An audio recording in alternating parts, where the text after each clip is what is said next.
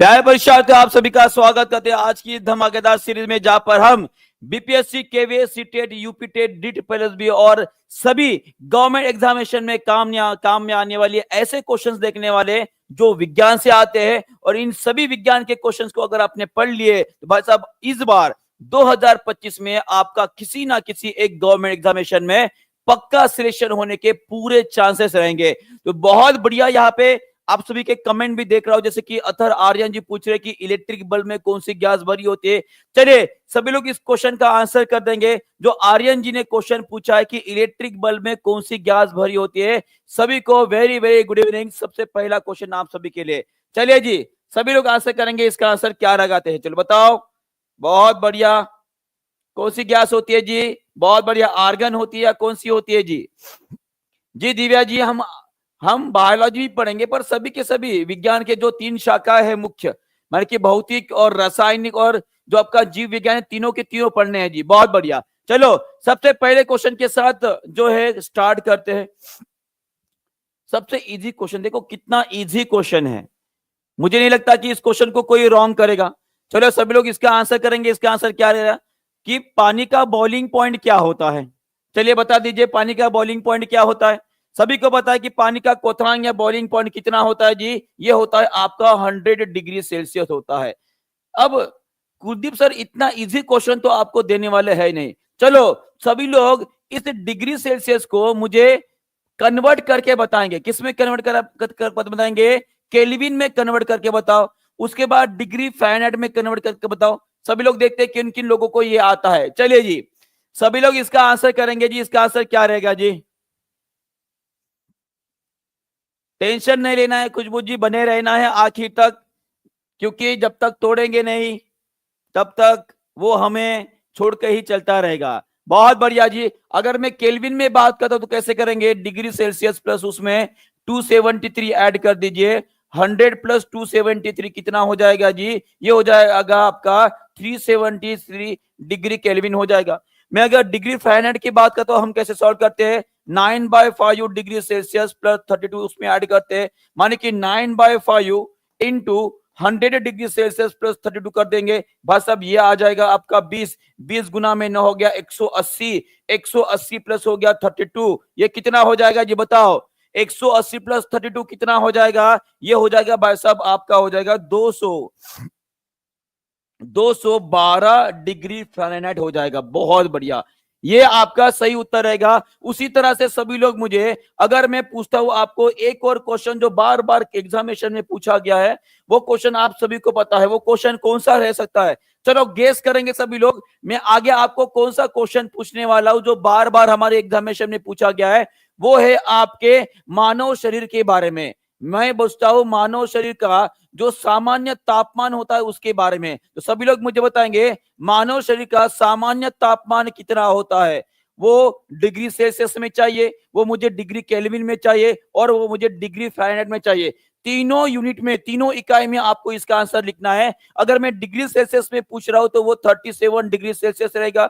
अगर मैं degree kelvin में पूछ रहा हूं तो कितना रहेगा जी? वो रहेगा आपका 300 डिग्री केल्विन रहेगा। मैं वही अगर डिग्री फ़ारेनहाइट में पूछता हूं तो जो कितना रहेगा जी? वो रहेगा आपका 98.4 या कभी कभी 6 भी आता है भाई साहब, तो ये रहेगा आपका 98.4 या 98.6 जो आता है भाई साहब, यही आपका उत्तर रहेगा। क्लियर है? उसी तरह से एक और तापमान है जिसके बारे में बार बार पूछा जाता है, वो है आपका एब्सोल्यूट टेम्परेचर। वो कौन सा है आपका? Absolute temperature. सभी लोग एब्सोल्यूट टेम्परेचर के बारे में बताएंगे। वो मुझे डिग्री सेल्सियस में चाहिए, ये मुझे डिग्री केल्विन में चाहिए, और डिग्री फ़ारेनहाइट में आपको कैलकुलेट करके बताना है कि ये कितना रहेगा। चलिए जी, सबसे पहले अगर मैं डिग्री सेल्सियस की बात करता हूं, ये रहेगा -273.15 डिग्री सेल्सियस। केल्विन की बात करता हूं, ये 0 रहता है। फ़ारेनहाइट में कितना आता है, ये आप सभी के लिए होमवर्क रहेगा। सभी लोग फ़ारेनहाइट में निकालकर वो कमेंट बॉक्स में जरूर लिख देगा। ठीक है, चलो आगे बढ़ते हैं। नेक्स्ट क्वेश्चन आपके स्क्रीन के ऊपर ये रहा, इसका भी आंसर कर देंगे जी। इसका आंसर क्या रहेगा? यहाँ पे क्या बोला गया है, ये थोड़े से आज जो है थोड़े से बेसिक क्वेश्चंस लाया हो जी। देखिए ये क्वेश्चन कितना बढ़िया है। यहाँ पे पूछा गया है संतृप्त हाइड्रोकार्बन का एक कौन सा उदाहरण रहेगा? संतृप्त, जिसे हम क्या बोलेंगे, इसे बोलेंगे हम सैचुरेटेड हाइड्रोकार्बन। क्या बोलेंगे? Saturated hydrocarbon. अब यहाँ पे बात ये आती है कि सैचुरेटेड हाइड्रोकार्बन का मतलब क्या होता है, संतृप्त हाइड्रोकार्बन का मतलब क्या होता है। सभी लोग जो है इसके ऊपर थोड़ा सा ध्यान देंगे। देखिए, ये है आपके सैचुरेटेड हाइड्रोकार्बन, मान के इसे बोलेंगे हम संतृप्त, संतृप्त हाइड्रोकार्बन बोलेंगे। और ये होते हैं आपके अनसैचुरेटेड, मान के इसे बोलेंगे असंतृप्त हाइड्रोकार्बन बोलेंगे। अगर आप यहां पे ध्यान दे रहे हो, ठीक है, तो इसका जो जनरल फार्मूला है वो है आपका CnH2n प्लस ट्वाइस। ये है उनका जनरल फार्मूला।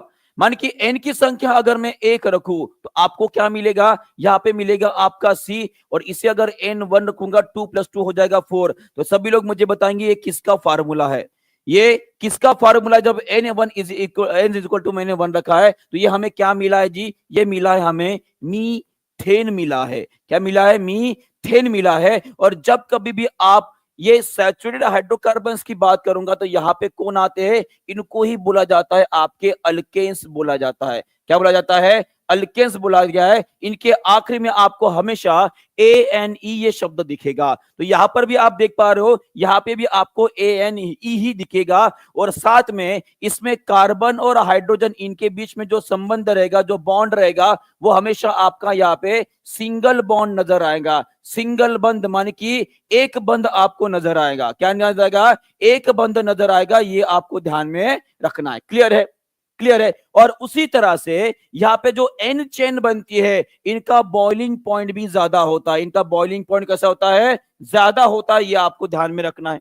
उसी तरह से मैं अगर असंतृप्त हाइड्रोकार्बन्स की अगर बात करूं, सभी लोग मैं जितने बातें बता रहा हूं यहाँ पे, ये सभी के सभी एक एक बात जो है किसी ना किसी एग्जामिनेशन में पूछी हुई है।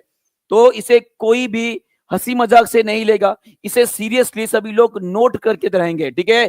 तो उसी तरह से अगर मैं बात करता हूं असंतृप्त हाइड्रोकार्बन, तो यहां पे जो आपको कार्बन और कार्बन में जो बॉन्ड नजर आएगा, वो एक तो आपको डबल बॉन्ड या आपको ट्रिपल बॉन्ड नजर आने वाला है, डबल या ट्रिपल बॉन्ड। और इनके नाम के आखिर में आपको शब्द नजर आ रहा है, एक फार्मूला है आपका CnH2n। मान कि जो हमारे अल्केन का फार्मूला है, इसमें से 2 माइनस कर दो तो आपको ये फार्मूला माने कि अल्केन्स मिल जाए, अल्किन्स मिल जाएगा, ENE मिल जाएगा। क्या मिल जाएगा? ENE मिल जाएगा। और इसमें से फिर से 2 अगर माइनस कर दोगे तो भाई साहब आपको YNE मान कि अल्काइंस मिल जाएगा। क्लियर हो गया है? जब कभी भी आपके शब्द के अंत में YNE ये शब्द है तो समझ लीजिएगा वहां पे आपको ट्रिपल बॉन्ड नजर आएगा। अगर मान लीजिए शब्द के अंत में आपको ENE नजर आया तो समझ लीजिए वहां पे आपको डबल बॉन्ड नजर आएगा। मान कि ये डबल बॉन्ड और ट्रिपल बॉन्ड कौन से हाइड्रोकार्बन्स होते हैं? ये अनसंतृप्त मान कि अनसैचुरेटेड हाइड्रोकार्बन्स होते हैं। यहां तक क्लियर हो गया है? तो सभी लोग जो है इस क्वेश्चन का आंसर जो है अभी करेंगे। इसका आंसर क्या रहेगा जी? वैसे आंसर तो आपने देख ही लिया है, पर यहाँ पे बोला गया है सैचुरेटेड हाइड्रोकार्बन्स, माने कि आपको किनको ढूंढना है? हमको ढूंढना है भाई साहब अल्केन्स को ढूंढना है। हमें किसने ढूंढना है? अल्केन्स को ढूंढना है। हमें ये ANE शब्द को ढूंढना है। बराबर है? और इसमें कौन सा बंध रहेगा? यहाँ पे आपको सिंगल बॉन्ड ही नजर आएगा। क्या आएगा? सिंगल बॉन्ड नजर आएगा। और ये रहा आपका ANE, मान के आंसर क्या रहेगा आपका? ऑप्शन नंबर C रहेगा। सभी लोग मुझे बताएंगे कि ये इथिन जो लिखा है भाई साहब, ये इथिन है। बराबर है? ये कौन सा हाइड्रोकार्बन है? ये कौन सा है? ये है आपका अनसैचुरेटेड हाइड्रोकार्बन। और ये कौन है जी? ये आपका अल्कीन है। कौन है? अल्कीन है। और उसके बाद अगर मैं YNE की बात करता हूं तो ये कौन रहेंगे? आपके अल्काइन रहेंगे। कौन रहेंगे? अल्काइन रहेंगे। क्लियर हो गया है जी? क्लियर हो गया है सभी को?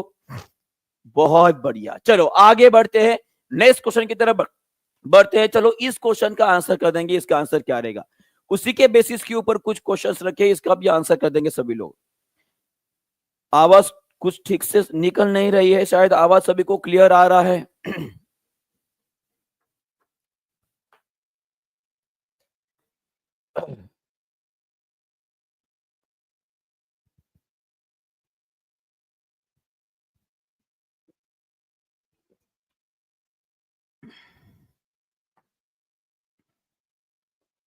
इसका आंसर क्या रहेगा जी? इसका आंसर रहेगा आपका ट्रिपल बॉन्ड के बारे में बोला गया है। ट्रिपल बॉन्ड माने कि 3 बंध जो आपको नजर आते हैं भाई साहब, वो किस में नजर आएंगे? ये आएंगे आपके सैचुरेटेड। अनसैचुरेटेड का मतलब उसे हम क्या बोलेंगे जी, उसे बोलेंगे असंतृप्त हाइड्रोकार्बन्स में। और उसमें भी आपको नजर आएंगे किसमें, अल्काइंस में नजर आएंगे, Y में नजर आएंगे। और जहां पे आपको Y नजर आ रहा है वही आपका आंसर रहेगा। इथाइन जो होता है यही आपका क्या रहेगा जी, ट्रिपल बॉन्ड वाला रहेगा। क्लियर है? चलो आगे बढ़ते हैं। नेक्स्ट क्वेश्चन आपके सामने ये रहा, कार्बन यौगिकों के दहन की अभिक्रिया किस प्रकार की होती है। माने कि जब कभी भी हम कार्बन के कंपाउंड को बर्न करते हैं, माने कि उनका कंपोजिशन कंबशन करते हैं, तो उसमें जी किस प्रकार की अभिक्रिया होती है। सब्स्टिट्यूशन होती है, एडिशन होती है, ऑक्सीडेशन होती है कि पॉलीमराइजेशन होती है। चलो बताइए जी इसका आंसर। सभी लोग आंसर करेंगे जी, इसका आंसर क्या रहेगा जी, बहुत बढ़िया, अच्छे से आंसर करेंगे सभी लोग, कोई भी गलत आंसर नहीं करेगा। ठीक है, सब बढ़िया तरीके से आंसर कर रहे हैं जी।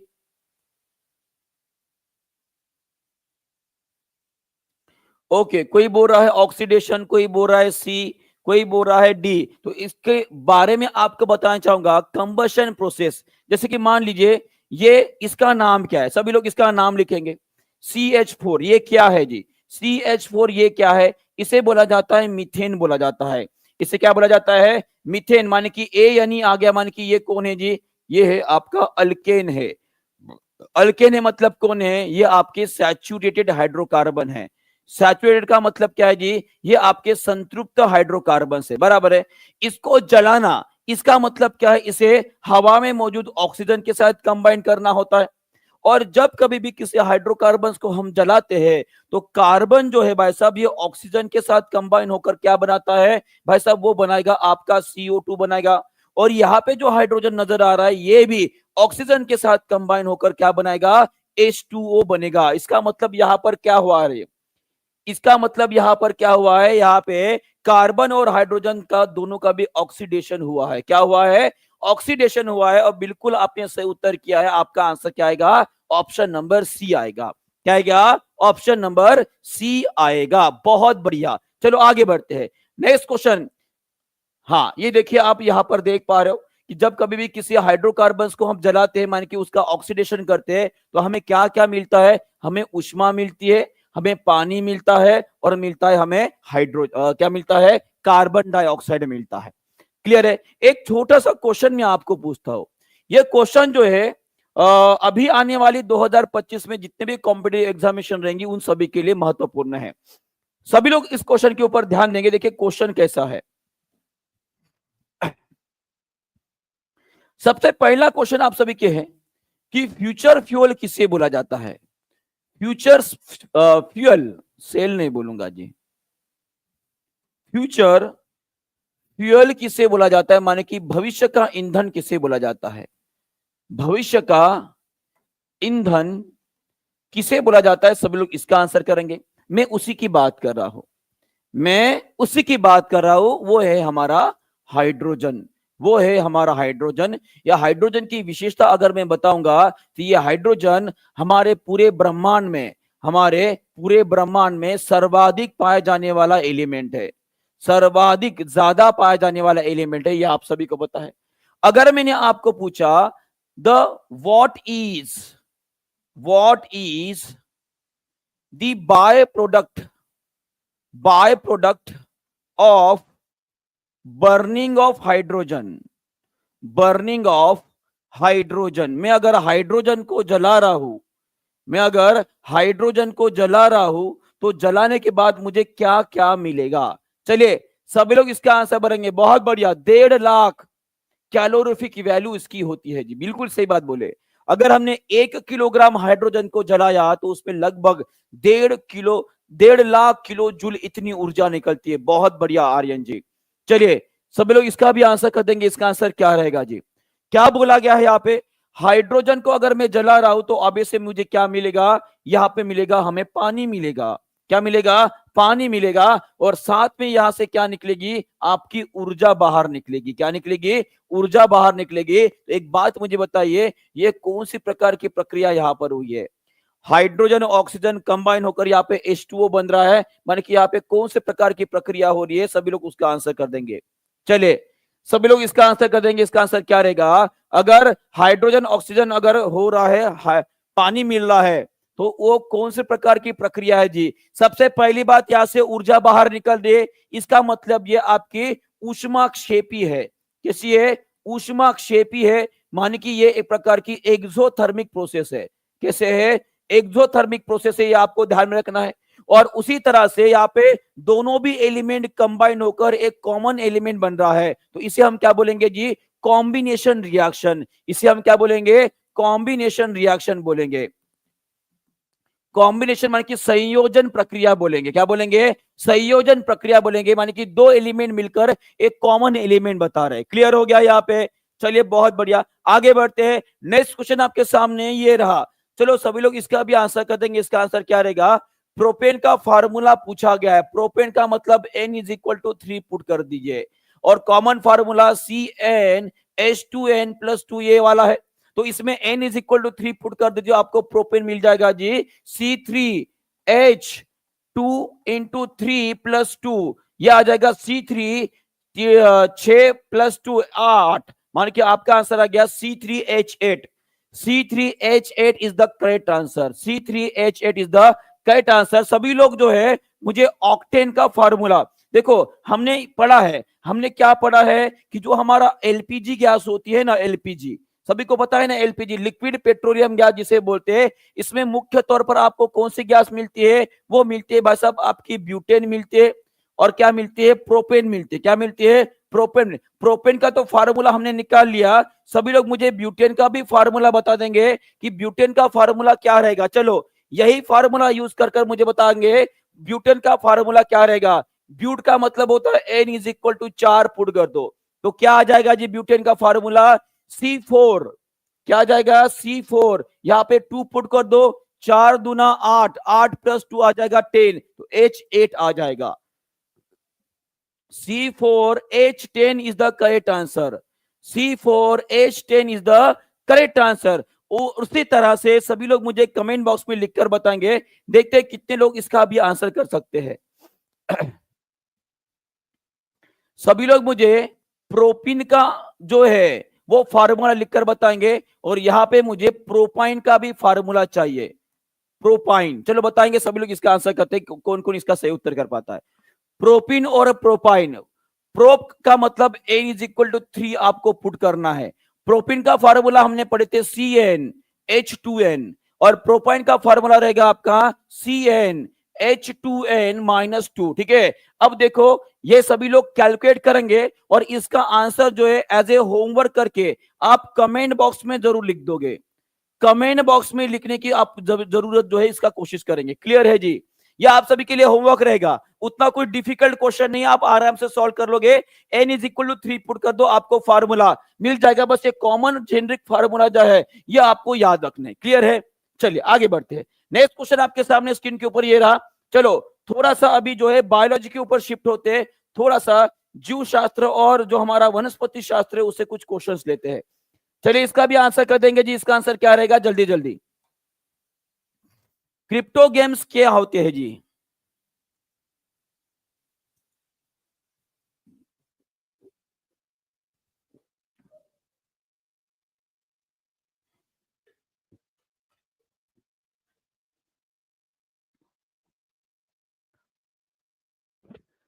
क्रिप्टो गेम्स क्या होते हैं? बहुत बढ़िया, सभी लोग आंसर कर रहे हैं। The plants having uncovered seeds, non flowering plants, flowering plants, flower plants having the seed cover, ये तो गलत है। फ्लावरिंग प्लांट तो ये हो नहीं सकता है। क्या इनके अंदर फ्लावर्स आते हैं? क्या इनके प्लांट्स हैविंग अनकवर्ड सीड, क्या लगता है आपको क्या रहना चाहिए? पहली बात तो आपको यह समझना है कि क्रिप्टोगैमी और फिनोरोगैमी में अंतर क्या है। देखिए यहाँ पे मैक्सिमम लोगों जो है बहुत गलत आंसर दिया जी, मैं एक्सपेक्ट नहीं कर रहा था। एक त्रिशी भारद्वाज जी है और एक रजनी कुमार जी है, भाई साहब उन्होंने सही उत्तर किया है, और रिंकी कुमारी जी ने भी सही उत्तर किया। मैं आपको बताना चाहूंगा कि इसका सही उत्तर क्या है, वो तो आपका ऑप्शन नंबर सी आ जाएगा। क्यों आएगा मैं आपको बताता हूं। प्लांट्स माने कि पादप जो होते हैं उनको दो वर्ग में विभाजित किया जाता है। एक होता है आपके क्रिप्टोगैमी, एक होते हैं आपके क्रिप्टोगामी और एक होते हैं आपके फिनोरोगामी। देखो सभी लोग इसके ऊपर ध्यान देंगे। ये वर्गीकरण मैंने पहले भी आपको बताया था, मुझे लगा था कि आप सही उत्तर करोगे। ठीक है, तो देखो यहां पर क्या हो रहा है। पौधों को या पौधों का जो साम्राज्य है इसे दो भागों में विभाजित किया जाता है, एक क्रिप्टोगामी होता है और एक फिनोरोगामी। क्रिप्टोगामी जो होते हैं उनको नॉन फ्लावरिंग प्लांट बोला जाता है। इनको नॉन फ्लावरिंग प्लांट बोला जाता है, मान कि इनके अंदर फ्लावर्स नहीं आते, इनके अंदर ये सीडलेस होते हैं। कैसे होते हैं? सीडलेस, माने कि इनके ऊपर सीड भी नहीं आते, ना ही फ्लावर्स आते हैं। और फिनोरोगैमी जो होते हैं भाई साहब, इनको फ्लावरिंग प्लांट बोला जाता है। क्या बोला जाता है? फ्लावरिंग प्लांट बोला जाता है। ये आपको ध्यान में रखना है, मैं पहले भी बताया है। क्रिप्टोगैमी में कौन कौन आता है? थैलोफाइटा आता है, ब्रायोफाइटा आता है, टेरिडोफाइटो आता है। और वही अगर फिनोरोगैमी की बात करूंगा तो वो होते हैं आपके स्पर्मेटोफाइट्स, जिसे हम जिम्नोस्पर्म और एंजियोस्पर्म के नाम से जानते हैं। तो ये सभी बातें आपको मैंने पहले भी पढ़ाया है। तो अब बताओ इसका आंसर क्या रहना चाहिए? इसका आएगा आपका आंसर क्या रहेगा? ऑप्शन नंबर सी, क्योंकि इन प्लांट्स के अंदर सीड आते ही नहीं है। क्रिप्टोगेमी जो होते हैं इनके अंदर सीड्स आते ही नहीं है, तो सीड्स के ऊपर भाई साहब कवर होने का कोई मसला ही इसमें पैदा नहीं होता है ना? यहाँ पे गलती कर दी सभी लोगों ने। क्लियर है? तो इसे करेक्ट कर लेंगे सभी लोग। ओके, करेक्ट कर लिए। चलो, तो इन पूरे ग्रुप्स में मैं जितने क्वेश्चन पूछता हूं सभी लोग मुझे जो है आंसर करेंगे। सभी लोग मुझे बताएंगे कि अलगी, अलगी माने कि शैवाल, अलगी माने कि शैवाल कौन से वर्ग में आती है? कौन से वर्ग में आते? चलो सभी लोग इसका आंसर करेंगे जल्दी से। अलगी माने कि शैवाल,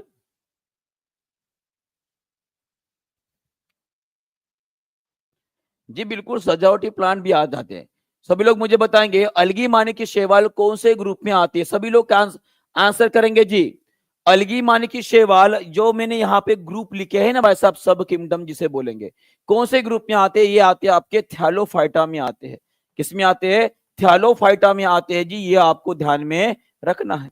वही अगर मैं आपको बात पूछूं कि पादप वर्ग का या पादप साम्राज्य का उभयचर किसे बोला जाता है? चलो सभी लोग इसका भी आंसर कर देंगे जी। पादप वर्ग का साम्राज्य का उभयचर किसे बोला जाता है? ये बोला जाता है आपके ब्रायोफाइटा को बोला जाता है। क्या बोला जाता है? ब्रायोफाइटा को बोला जाता है। और उसी तरह से मैं अगर आपको पूछूं कि पादप वर्ग का सरीसृप किसे बोला जाता है? पादप वर्ग का सरीसृप किसे बुलाता है? चलो बताओ जी, इसका भी आंसर कर देंगे सब लोग। इसका आंसर क्या रहेगा? बहुत बढ़िया आंसर कर रहे हैं। पादप वर्ग का सरीसृप किसे बोला जाता है? ये बोला जाता है आपके टेरिडोफाइटा को बोलते हैं। किसको बोलते हैं? टेरिडोफाइटा को बोला जाता है। ये भी बात आपको ध्यान में रखनी है। क्लियर हो गया? यहाँ पे सबको समझ में आ गया है जी? चलिए बहुत बढ़िया, आगे बढ़ते हैं। चलिए नेक्स्ट क्वेश्चन आप सभी के लिए ये रहा। वहां पे अगर मैं डिस्कशन करने बैठू तो भाई साहब वो पूरा का पूरा चार्ट, हमारा पूरा का पूरा क्लास जो है वो खत्म कर देगा। हम काम करते हैं कि नेक्स्ट सेशन जो हमारा होगा वहां पे प्लांट किंगडम से रिलेटेड जो है मैं कल क्वेश्चन लेकर आऊंगा। कितने लोग प्लांट किंगडम को अच्छे से डिटेल में पढ़ना चाहते हैं? एक बार हाथ ऊपर कर देंगे जी। चलिए सभी लोग, मुझे एक बार आपका रिस्पांस मुझे जानना है कि क्या प्लांट किंगडम के ऊपर और क्वेश्चन लेकर आने हैं? अगर आने हैं तो आप एक बार हाथ ऊपर कर लेंगे। और जिनको पढ़ना है भाई साहब वो भी एक बार बता देंगे कि क्या कल मुझे प्लांट किंगडम के ऊपर और क्वेश्चन लेकर आऊं। चलिए बहुत बढ़िया। तो मैक्सिमम लोगों का जो रिस्पांस आ रहा है कि जी हाँ सर लाना चाहिए, तो मैं कल काम करूंगा। कल जो है आपको मैक्सिमम जो है क्वेश्चन जो है वहां पे प्लांट किंगडम से रिलेटेड लेकर आऊंगा। सभी लोग कल प्रेजेंट रहेंगे और बहुत अच्छे से पढ़ेंगे। ठीक है, चलो इसका आंसर क्या करेंगे सभी लोग? क्लोरोफिल में कौन सा प्रेजेंट होता है एलिमेंट? वो होता है आपका मैग्नीशियम। कौन सा होता है? मैग्नीशियम होता है। आपको ध्यान रखना है। और उसी तरह से ये लोहा जो भाई साहब ये सर्वाधिक आपको पत्तों में ही मिलता है, ये भी आपको ध्यान में रखना है। ठीक है, चलो आगे बढ़ते हैं। नेक्स्ट क्वेश्चन आपके सामने, चलो ये रहा इसका उत्तर। प्रश्न ये रहा, इसका भी उत्तर कर देंगे सभी लोग। देखो क्या बोला गया है, which of the following is not a chemical change. ये क्वेश्चन जो है आपके सीटेट में पूछा गया क्वेश्चन है। ये आपके सीटेट में पूछा गया क्वेश्चन है। सब लोग इसका आंसर कर देंगे। इसका आंसर क्या रहेगा जी? क्या क्या लिखा गया है? Conversion of hydrogen to energy, converting water into steam. भाई साहब यही आपका उत्तर रहेगा। यहाँ पे बोला गया नॉट अ केमिकल, माने कि ये फिजिकल, फिजिकल माने कि भौतिक परिवर्तन के बारे में बात करें, यही उसका उत्तर रहेगा। क्लियर है? चलिए बहुत बढ़िया। तो एक बात मुझे बताएंगे, एक बात मुझे बताएंगे, यहाँ पे कर्ड फ्रॉम द मिल्क जो बन रहा है भाई साहब, ठीक है, दूध से जो दही बना रहे, वो दही बनाने के लिए कौन सा बैक्टीरिया काम आता है? वो आता है आपका लैक्टोबैसिलस बैक्टीरिया काम आता है। लैक्टोबैसिलस बैक्टीरिया जो इसमें काम लाएगा। और उसी तरह से जब कभी भी आपको heating, burning, decomposition, converting, respiration, digestion, इस प्रकार के जब जब जब कभी भी आप ये शब्द सुनोगे, तो समझ लीजिएगा कि भाई साहब वो कौन सा उदाहरण रहेगा। ये उदाहरण रहेगा आपका केमिकल चेंज का, रासायनिक परिवर्तन का उदाहरण रहेगा। क्लियर है? क्लियर है? चलिए बहुत बढ़िया, आगे बढ़ते नेक्स्ट क्वेश्चन की तरफ बढ़ते। चलो इसका आंसर कर देंगे।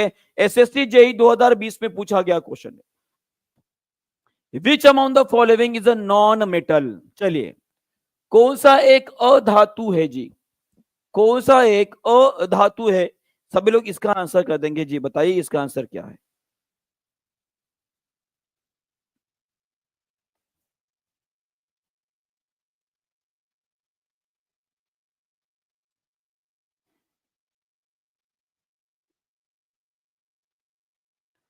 कौन सा एक अधातु है?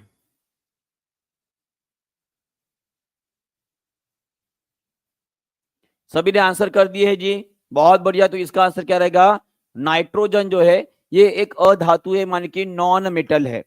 चलो, नॉन मेटल के ऊपर कुछ क्वेश्चन पूछता हूं, सभी लोग आंसर करेंगे। सामान्य तापमान पर, सामान्य तापमान पर अधातु कौन से रूप में होते हैं? चलो, इसका आंसर कर देंगे सभी लोग।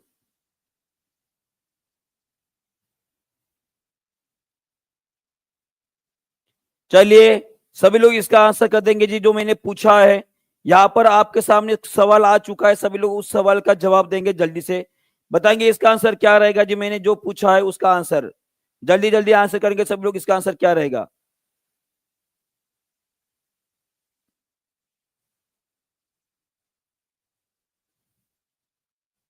देखिए मैंने क्या पूछा है।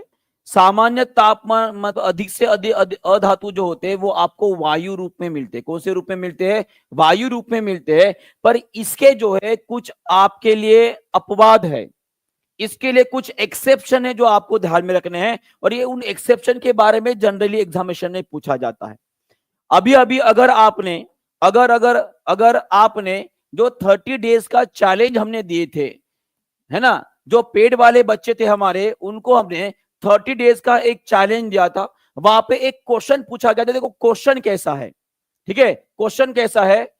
सामान्य तापमान पर, सामान्य तापमान पर कौन सा द्रव्य, कौन सा मूल द्रव्य, मूल द्रव्य तरल रूप में होता है, तरल रूप में पाया जाता है। ठीक है, पहला ऑप्शन था वो था आपका पारा, पारा माने कि मर्क्यूरी।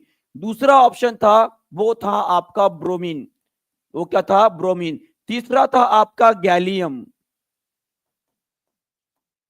ठीक है। और चौथा ऑप्शन था none of above, sorry, more than one of above, more than one of above. तो बताओ इसका आंसर करेंगे सभी लोग। गैलेलियम, गैलियम ने गैलेलियम, गैलेलियम, ठीक है, गैलेलियम। चलो, इसका आंसर क्या करोगे? सामान्य तापमान पर कौन सा मूल द्रव्य, मूल द्रव्य क्या मतलब? मैं एलिमेंट की बात करता हूं। किसकी बात कर रहा हूं मैं? किसी भी, किसी एक एलिमेंट की बात कर रहा हूं। तो इसका आंसर क्या रहना चाहिए? सामान्य तापमान पर कौन सा मूल द्रव्य तरल रूप में पाया जाता है? सभी लोग आंसर करेंगे। इसका आंसर क्या रहेगा जी? कौन कौन ये बोल रहा है, कौन कौन ये बोल रहा है, ये समझ रहा है कि सामान्य तापमान पर जो मूलद्रव्य आप समझ पा रहे हो वो पारा और गैलेलियम है। माने कि आप ऑप्शन नंबर 1 और ऑप्शन नंबर 3 को समझ रहे हो। एक बार हाथ ऊपर कर लेंगे और उसी के वजह से answer more than one of above आप लगा रहे हो।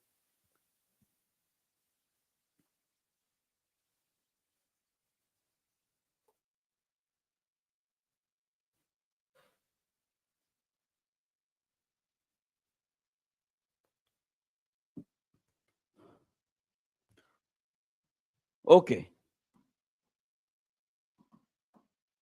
एक बात मुझे बताइए, यहाँ पे जो मैंने सामान्य तापमान जो लिखा है ना भाई साहब, ये जो सवाल आपको पूछा गया था, कितने लोग ये सामान्य तापमान को कितना तापमान समझ रहे हैं? चलो सभी लोग एक बार कमेंट बॉक्स में लिख दो, उसके बाद ये पूरा का पूरा सवाल जो है आपको समझा दूंगा। इस लेवल का पेपर निकाल रहे हैं आप सभी लोगों को, इस लेवल का पेपर आप सभी के लिए निकाला जा रहा है। और टीचिंग परीक्षा में हम उस प्रकार की तैयारी आपकी करवा के दे रहे हैं कि जहां पर जो है बीपीएससी कैसा भी क्वेश्चन पूछ ले भाई साहब, आप उसे फोड़ कर आओगे, इतना हम गारंटी ले रहे हैं। ठीक है, ये आप सभी के लिए गारंटी हम ले रहे हैं। तो इस क्वेश्चन का आंसर में ही आपका दम निकल जाएगा। लगने में क्वेश्चन इतना इजी लग रहा है, पर जब इसका डिस्क्रिप्शन आपको दूंगा ना भाई साहब, आप चौंक जाओगे। एकदम नॉर्मल सा सवाल है, पर समझने में दिक्कत इतनी हो रही है कि सामान्य तापमान को आपने कितना समझा है, ये आपको समझना है। अगर आप गूगल पे सर्च करोगे, अगर नॉर्मल टेम्परेचर अगर आप पूछोगे ना धरती का या किसी भी वातावरण का, वो होता है लगभग 21 से लेकर 22 डिग्री सेल्सियस समझा जाता है। और पारा जो है इस तापमान के ऊपर आपको तरल रूप में मिलेगा। एग्जैक्टली करेक्ट है जी, कोई दिक्कत नहीं है। ब्रोमीन भी जो है इसी तापमान के ऊपर आपको तरल रूप में ही मिलेगा, ये भी आपका सही है। पर गैलियम की बात जिन जिन लोगों ने की है वो गलत किए भाई साहब। गैलियम एज एन एवरेज में अगर पकड़ता हूं, लगभग उसका 29 डिग्री सेल्सियस से उसका गलनांक होता है, उसका वो मेल्टिंग पॉइंट होता है।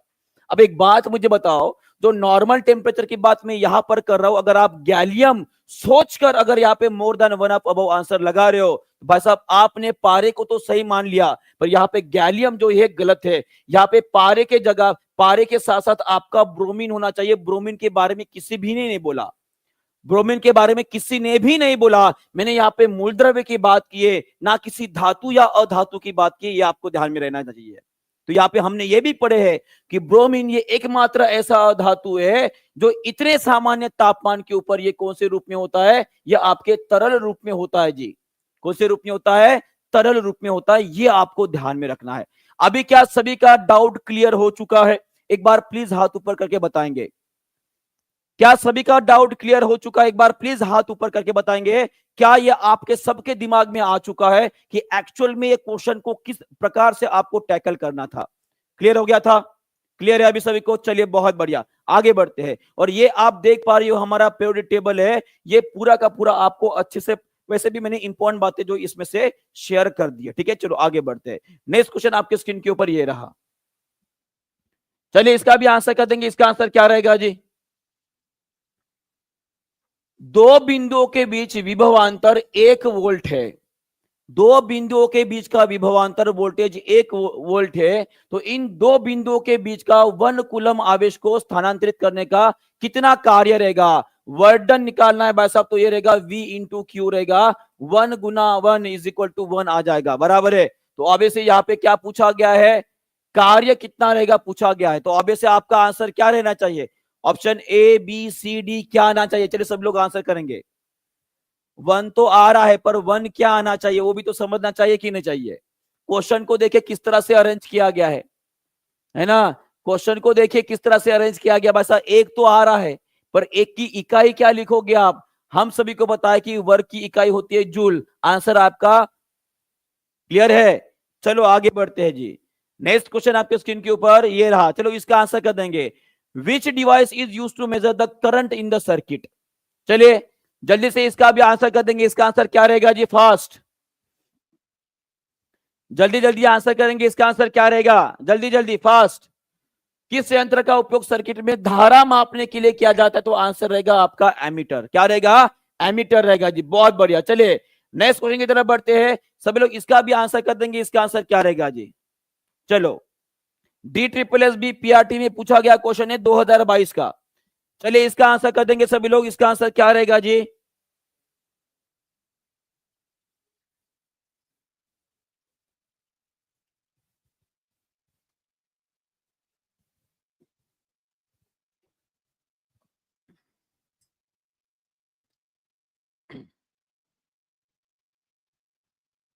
बहुत बढ़िया।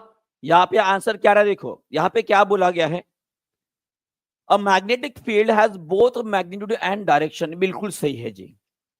चुंबकीय क्षेत्र में परिमाण और दिशा दोनों भी होते, क्योंकि हमने पढ़े हैं कि चुंबकीय क्षेत्र कौन से प्रकार की राशि है जी, ये एक प्रकार की आपकी सदिश राशि है, जिसे हम क्या बोलेंगे, वेक्टर क्वांटिटी बोलते हैं, बराबर है।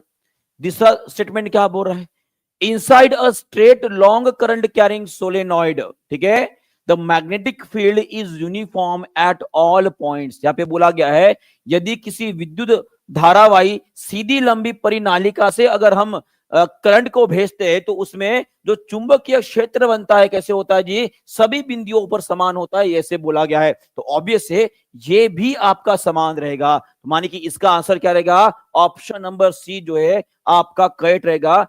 पहला तथा दूसरा दोनों भी आपका सही है। यहां पे मैक्सिमम लोगों ने जो है ऑप्शन नंबर डी मारा है। तो कैसे समान होता है मैं आपको बताता हूं। देखिए यहां पे मैक्सिमम लोगों ने अभी आंसर चेंज कर दिया। ये है आपका मैग्नेटिक फील्ड। जो मैग्नेटिक फील्ड के बारे में बोला गया है कि मैग्नेटिक फील्ड माने कि चुंबकीय क्षेत्र एक प्रकार की वेक्टर क्वांटिटी होती है। तो इसकी दिशा क्या रहेगी, इसकी दिशा रहेगी, अगर मैं मैग्नेटिक फील्ड की बात कर रहा हूं तो ये जनरली आपकी उत्तर दिशा से निकलकर आपकी दक्षिण दिशा में जाती है। क्या दिशा रहेगी इसकी, उत्तर दिशा से निकलकर ये दक्षिण दिशा में जाएगी। क्लियर है। और उसी तरह से अगर आपको पूछा जाता है कि मैग्नेटिक फील्ड स्ट्रेंथ सबसे ज्यादा कहां पर रहती है, तो ये होती है आपकी पोल पर होती है, जिसे बोलेंगे हम ध्रुव बोलेंगे। क्या बोलेंगे, ध्रुव बोलेंगे। ये आपको ध्यान में रखना है। और इसकी इकाई की अगर बात करता हूं, इसके 3 इकाई आपको ध्यान में रखनी है। पहला है कौन सा जी, पहला है आपका टेस्ला।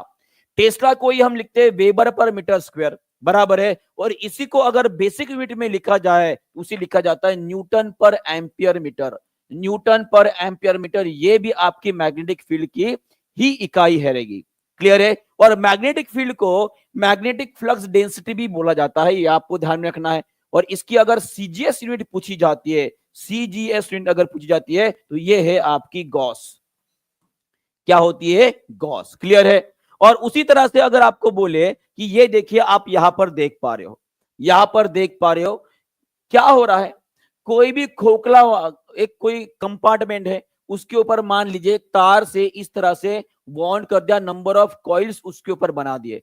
जब इसमें से आप करंट को बहाओगे तो ऑब्वियसली उसमें कुछ इस प्रकार की जो है आपकी मैग्नेटिक फील्ड बनेगी। यहां पे आप देख पा रहे होंगे। तो यहां पे आपको दिखाना चाहूंगा कि देखिए ये है हमारा कॉपर का तार, जिसे हमने इस तरह से बाउंड कर लिया। जब इसमें से आप करंट को बहाओगे भाई साहब, तो इसके अंदर जो है, इसके अंदर जो है आपकी मैग्नेटिक फील्ड बनती है, और यही आपको बाहर भी नजर आएगी। तो यहां पे पूछा गया है कि ये जो सोलेनाइड है, इसकी जो एक्सिस रहेगी, इसकी जो अक्ष रहेगी, यहाँ पे हर बिंदु के ऊपर जो आपकी मैग्नेटिक फील्ड स्ट्रेंथ रहेगी ये समान रहेगी, और ये एग्जैक्टली सही है, यही है सही। क्लियर है, आपको समझ में आ गया है जी। चलो बहुत बहुत बढ़िया, ओके क्लियर हो गया है। चलो आगे बढ़ते हैं नेक्स्ट। और ये रहे वो उदाहरण जहां पर आपको मैग्नेटिक फील्ड देखने को मिलती है। जब कभी भी मैग्नेटिक फील्ड की बात आए और इसकी दिशा के बारे में अगर आपको पूछा जाता तो हमेशा याद रखेगा कि ये उत्तर दिशा से निकलकर कहां पर जाती है, दक्षिण दिशा में जाती है। ये आपको ध्यान में रखना है। क्लियर है, उत्तर से निकलकर दक्षिण में जाएगी। ओके चलो आगे बढ़ते हैं। Next question DSSB TGT PGT में कंप्यूटर साइंस में पूछा गया क्वेश्चन है 2017 में। चलो इसके बारे में भी सभी लोग जो है एक बार बता देंगे जी।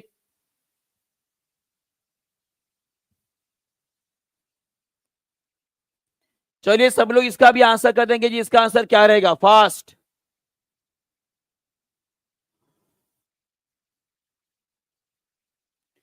In which device the principle of electromagnetic induction is net use।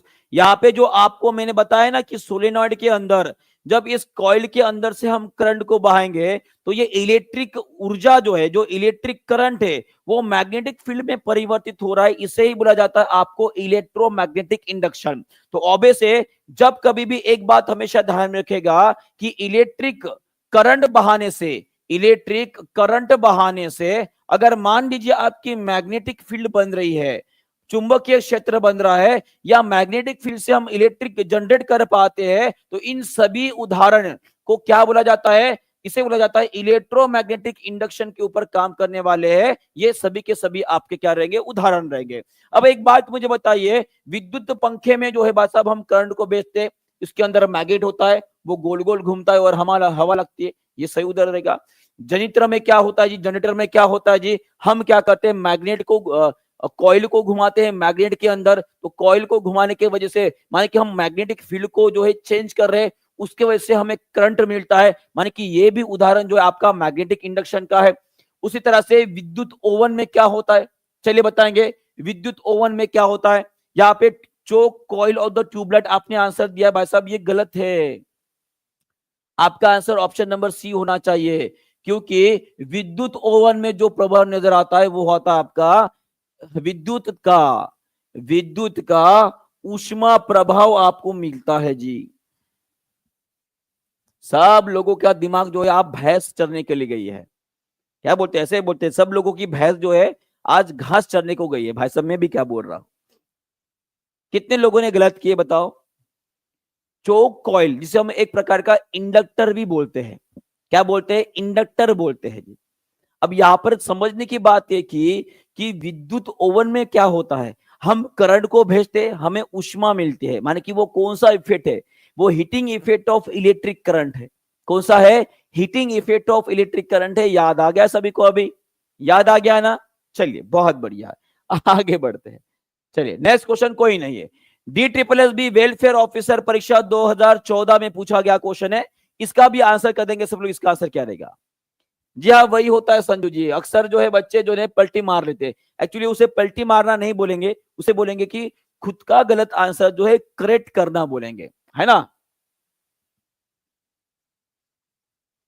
चलिए इसका भी आंसर कर देंगे, which of the following materials has its resistivity decrease with the increase in temperature. यहां पे बोला गया है कि तापमान बढ़ने के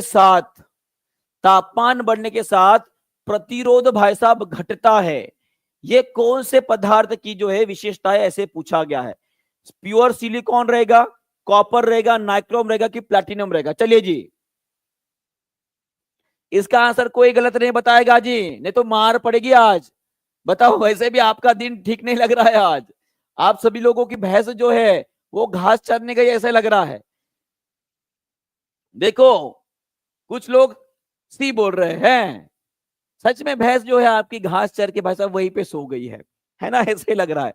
आपका आंसर रहेगा सिलिकॉन। क्या रहेगा, सिलिकॉन रहेगा जी, क्या रहेगा, सिलिकॉन रहेगा, सिलिकॉन हमने पढ़े हैं। अगर आपको याद आ रहा है, जो उपधातु होते हैं इन उपधातुओं का अगर आप तापमान बढ़ाओगे तो इनका प्रतिरोध कम होता है, हमने पढ़े हैं कि नहीं पढ़े हैं। तो ऑब्वियसली यहाँ पे उपधातु कौन सा नजर आ रहा है आपको, सेमीकंडक्टर कौन नजर आ रहा है जी, ये आपका सिलिकॉन चिप है ना, जो आपके विभिन्न प्रकाशीय जो उपकरण है भाई साहब उसमें इस्तेमाल किए जाते हैं। तांबा क्या है, एक प्रकार का धातु है, अगर इसका तापमान बढ़ोगे तो उसका रेजिस्टेंस जो है बढ़ेगा। नाइक्रोम क्या है, एक प्रकार का वो मिश्र धातु है, बस आप उसमें से करंट बहाओगे उसका तापमान और भी बढ़ेगा। प्लेटिनम क्या होता है, ये भी एक प्रकार का अच्छा सुवाहक होता है। तो आपका आंसर क्या आएगा, शुद्ध सिलिकॉन। क्या आएगा, शुद्ध सिलिकॉन आएगा। ठीक है चलो आगे बढ़ते हैं। और ये रहा आपका सिलिकॉन जो भाई साहब आपको चांदी की तरह चमक रहा है ना। और ये जो है विभिन्न जितने भी इलेक्ट्रिकल डिवाइस हम इस्तेमाल करते हैं उसकी आत्मा भी अगर बोल दो इसे तो भी चलेगा, इसकी आत्मा है। जितने भी इलेक्ट्रिकल डिवाइसेस हम मैक्सिमम इस्तेमाल करते हैं, चाहे कोई डायोड रहे, कोई रजिस्टर रहे या कोई भी रहे, चाहे वो आपका सोलर सेल क्यों ना रहे, उसमें भी अगर किसका इस्तेमाल किया जाता है तो वो है आपके सिलिकॉन का। किसका, सिलिकॉन का। याद रहेगा, क्लियर हो गया है, ओके बहुत बढ़िया। चलिए आगे बढ़ते हैं। चलिए नेक्स्ट क्वेश्चन आपके स्क्रीन के ऊपर ये रहा, इसका भी आंसर कर देंगे। DSSB फॉरेस्ट गार्ड एग्जाम में पूछा गया क्वेश्चन है 2014 का। चलिए सब लोग इसका भी आंसर कर देंगे। और अभी अभी दानिश सर ने एक न्यूज भी कवर की है, जो दिल्ली में अभी लगभग 7,000 समथिंग जो है टीचर्स की भर्ती भी निकलने वाली है। ठीक है, तो ये सेशन जो है, जो जी हाँ बिल्कुल DSSB की एग्जामिनेशन देने वाले उनके लिए एक वरदान साबित होगी, ये तो पक्का है। क्योंकि यहाँ पे मैक्सिमम में DSSB के ही क्वेश्चन ले रहा हो और दिल्ली के हर कॉम्पिटिटिव एग्जामिनेशन में पूछे गए क्वेश्चन यहाँ पे मैं कवर कर रहा हूं, तो इससे बाहर एक भी क्वेश्चन नहीं आएगा जी, एक भी क्वेश्चन नहीं आएगा। ठीक है, चलो इसका आंसर करेंगे। Which is the primary raw material use to make the photovoltaic cell, तो इसका आंसर अभी अभी आपने बताया है, वो रहेगा आपका सिलिकॉन रहेगा। कौन रहेगा?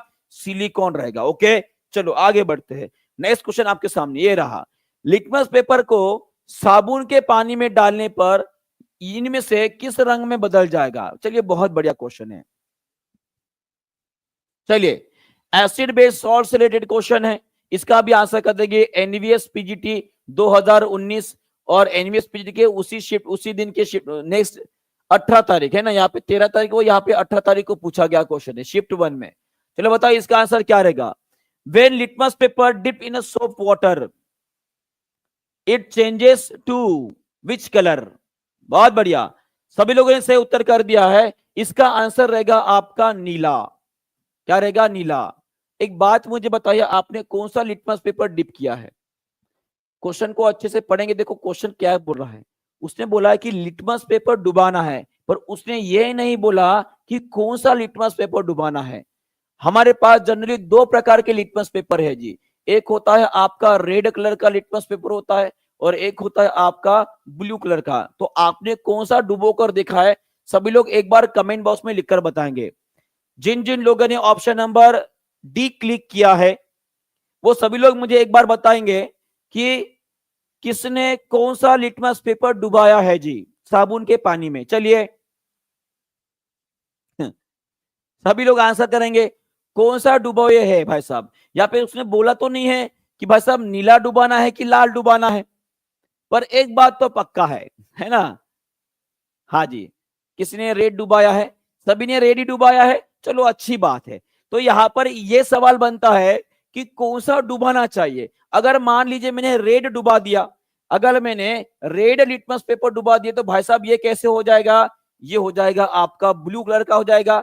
अगर किसी ने ब्लू लिटमस पेपर डुबोए हो गए, तो भाई साहब ये कौन से रंग का हो जाएगा? चलो बताओ। अगर मान लीजिए, माने कि सोप वाटर में, माने कि जो साबुन का पानी है, इसमें अगर हमने ब्लू लिटमस पेपर को डुबे भाई साहब, तो ये भी आपके नीले रंग का ही मिलता है। इसीलिए आंसर आपका करेक्ट आ रहा है। इसीलिए आपका आंसर कैसे आ रहा है? करेक्ट आ रहा है। चलिए एक बात मुझे बताइए, मान लीजिए साबुन का पानी जो है, इसमें मैंने हल्दी का पानी डाल दिए, हल्दी का पानी मिक्स कर दिए भाई साहब, तो एक बात मुझे बताइए, क्या उसमें रंग बदलेगा? बदलता है तो कौन सा बदलेगा? कौन सा रंग मिलेगा आपको? चलो बताओ, देखते कितने लोग इसका आंसर कर पाते हैं। चलिए जी आंसर करेंगे सभी लोग, इसका आंसर क्या रहेगा? हल्दी के पानी में या साबुन के पानी में हल्दी का पानी, या हल्दी के पानी में साबुन का पानी डाल दो, तो भाई साहब क्या रंग बदलेगा? बिल्कुल बदलना चाहिए, ये रेड कलर का हो जाएगा। कैसे हो जाएगा? रेड कलर का हो जाएगा। बहुत बढ़िया आंसर किए सभी ने, ऑरेंज रेड हो जाएगा, बिल्कुल हो जाएगा जी। आपको ध्यान में रखना है, क्योंकि हल्दी जो होती है एक प्रकार की प्राकृतिक संकेतक होती है, जिसे बोलते हैं हम नेचुरल इंडिकेटर। क्या बोलते हैं? नेचुरल इंडिकेटर इसे बोला जाता है। ये आपको ध्यान में रखना है। चलो इसके बारे में जो है कुछ बातें मैं आपको बताना चाहूंगा। देखिए ये है आपका साबुन का पानी, है ना? ये है आपका साबुन का पानी। सभी लोग मुझे कमेंट बॉक्स में लिखकर बताएंगे कि साबुन का पानी बाय नेचर कैसे होता है। ये आपका बेसिक नेचर का रहता है, माने कि ये आपका क्षारीय धर्मीय रहेगा। कैसे रहेगा? क्षारीय धर्मीय रहेगा। और क्यों रहता है जी? क्योंकि इसमें ऑक्साइड्स पाए जाते हैं। किसके ऑक्साइड्स पाए जाते हैं? मेटल के, माने कि धातु के, माने कि किसके जी? सोडियम के और पोटेशियम के ऑक्साइड से ये आपका साबुन का पानी होता है। तो ऑब्वियस है, इसमें अगर आपने रेड लिटमस पेपर डाला तो वो नीला हो जाएगा। नीला डालोगे तो उसमें कोई भी बदलाव नहीं होगा। अगर इस साबुन के पानी मैंने हल्दी डाल दी तो भाई साहब वो लाल कलर की हो जाएगी। अगर मान लीजिए साबुन के पानी में मैंने फिनोप्थिलीन डाल दिया, तो सभी लोग मुझे कमेंट बॉक्स में लिखेंगे उसका रंग क्या हो जाएगा। साबुन के पानी में मैंने फिनोप्थिलीन डाल दिया,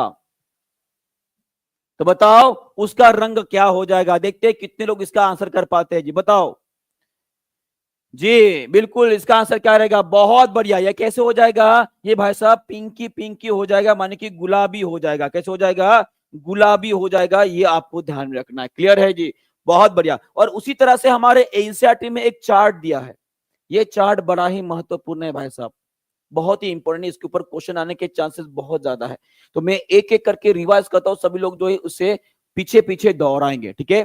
चलो, अगर आपको पूछा जाता है कि लाइम वाटर माने कि चूने का पानी है, तो उसमें कौन सा कौन सा क्षार पाया जाता है, वो होता है आपका कैल्शियम हाइड्रोक्साइड। क्या पाया जाता है? Calcium hydroxide. अगर मैं खिड़कियां साफ करने वाला या दरवाजे साफ करने वाला क्लीनर की बात करूंगा, तो उसमें किसके आपको मिलेंगे? वो मिलता है आपका अमोनियम हाइड्रोक्साइड। एक बात मुझे बताएंगे सभी लोग, एक बात मुझे यहां पर क्लियर कर देंगे सभी लोग, यहां पर आपको ये कैल्शियम मेटल है, धातु है, सोडियम धातु है, पोटेशियम धातु है, मैग्नीशियम धातु है, यहाँ पे ये अमोनिया क्या है जी? एक प्रकार की अधातु गैस है। ये क्या है? अधातु गैस है। और इस अमोनिया का ऑक्साइड अगर आप देखोगे तो हमने पढ़े कि वो जनरली अम्लीय होना चाहिए, पर यहाँ पे अमोनियम हाइड्रोक्साइड कैसे होता है? ये आपका बेसिक नेचर का होता है। ये बात आपको ध्यान में रखना है। क्लियर है सभी को? बहुत बढ़िया। और आपके साबुन में सोडियम और पोटेशियम के हाइड्रोक्साइड पाए जाएंगे। और वही मिल्क ऑफ मैग्नीशिया, जिसे हम क्या बोलते हैं जी, है ना, एसिडिटी भगाने के लिए इस्तेमाल करते हैं, तो इसमें क्या होता है? मैग्नीशियम हाइड्रोक्साइड होता है। ये आपको ध्यान में रखना है। क्लियर हो गया है? चलो आगे बढ़ते, चलिए। और ये है हमारी पीएच रेंज, ये है हमारी पीएच रेंज, ठीक है। ये सभी बातें हमने पढ़ चुके हैं, ठीक है। तो सभी लोग मुझे बताएंगे, अगर मैं सोडा वाटर की बात करता हूं, मैं अगर सोडा वाटर की बात करता हूं, तो सोडा वाटर ये क्षारीय होता है, ये क्षारीय होता है। ये कितने लोग मानते हैं? सोडा वाटर जो होता है भाई साहब वो क्षारीय होता है, ये कितने लोग मानते हैं? चलो सभी लोग कमेंट बॉक्स में आंसर लिखेंगे। सोडा वाटर ये क्षारीय होता है, सभी लोग।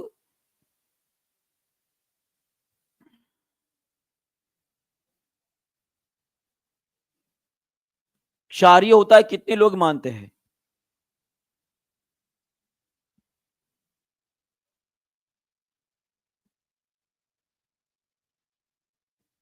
चलो ठीक।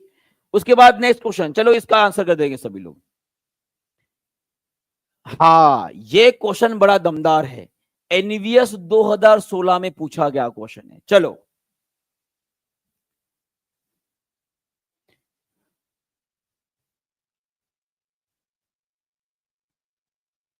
जी बिल्कुल सही है आप सभी लोगों का। चलो इसका आंसर कर देंगे सभी लोग। इसका आंसर क्या रहेगा जल्दी से?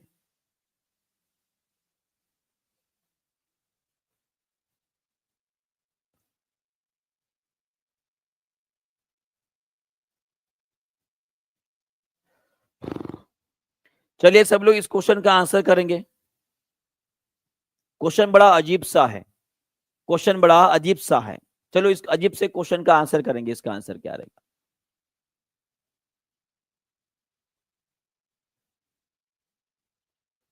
कोई बी बोल रहे हैं, कोई सी सी सी बोल रहे हैं।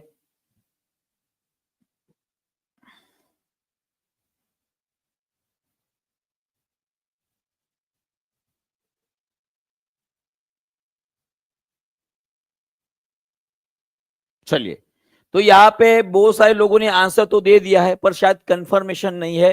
तो इसका आंसर रहेगा आपका कार्बनिक एसिड, जिसे हम बोलेंगे ऑर्गेनिक एसिड। आपके लिए एक छोटी सी इंफॉर्मेशन मैंने ऐड कर दी है, ताकि आपको यह समझ में आ जाए कि ये ऑर्गेनिक एसिड होते क्या है। ये ऑर्गेनिक एसिड होते क्या है, मैं आपको बताना चाहूंगा। देखिए सब लोग इसके ऊपर ध्यान देंगे अच्छे से। ये ऑर्गेनिक एसिड क्या होता है? व्हाट आर ऑर्गेनिक एसिड्स, ठीक है। तो किसी भी जीव के अंदर जो नेचुरली एसिड पाए जाते हैं, जो प्राकृतिक तरीके से किसी भी जीव के अंदर एसिड्स पाए जाते हैं, उनको हम नेचुरली ऑकरिंग एसिड माने कि ऑर्गेनिक एसिड के नाम से जानते हैं, कार्बनिक अम्ल के नाम से जानते हैं। ये कौन कौन से होते हैं और इसमें कौन से तत्व पाए जाते हैं, ये सभी लोग सभी चीजें जो आपके लिए इंपॉर्टेंट रहेंगी। यहां पर मैं बात कर रहा हूं किसकी जी? मैं बात कर रहा हूं पौधों के अंदर, मैं बात कर रहा हूं किसी भी जानवर के अंदर, या किसी भी जीवित जो ऑर्गेनिज्म है उसके अंदर की बात कर रहा हूं। यहाँ पे कौन से एसिड होते हैं? जैसे कि साइट्रिक एसिड हो गया, हमारे शरीर के अंदर पाया जाता है। मैं लैक्टिक एसिड की बात करता हूं, हमारे शरीर में होता है। एसिटिक एसिड ये होता है। ऑक्सैलिक एसिड भी फलों में पाया जाता है। माने कि ऐसे एसिड जो जीवित जीव जो है उनके अंदर पाए जाते हैं, उनको हम का ऑर्गेनिक एसिड माने कि हम कार्बनिक अम्ल बोलते हैं, और ये जनरली जो आपके ऑर्गेनिक एसिड्स होते हैं उनमें कौन से तत्व पाए जाते हैं, यहां पर आपके पाए जाएंगे, कहा गया जी, कार्बन पाया जाता है, इसके अंदर हाइड्रोजन पाया जाता है, और ऑक्सीजन एटम जो होते हैं ये पाए जाते हैं। ठीक है, तो ये आपको ध्यान में रखना है, ये आपको ध्यान में रखना है। क्लियर हो गया है? तो यहाँ पे कार्बनिक अम्ल का मतलब जो है आपको समझ में आ गया है जी। चलो बहुत बढ़िया, चलो आगे बढ़ते हैं। और ये क्वेश्चन जो है आप सभी के लिए एज ए होमवर्क दे रहा हूं, सभी लोग इस क्वेश्चन का आंसर जो है आप कमेंट बॉक्स में जरूर लिख दीजिएगा।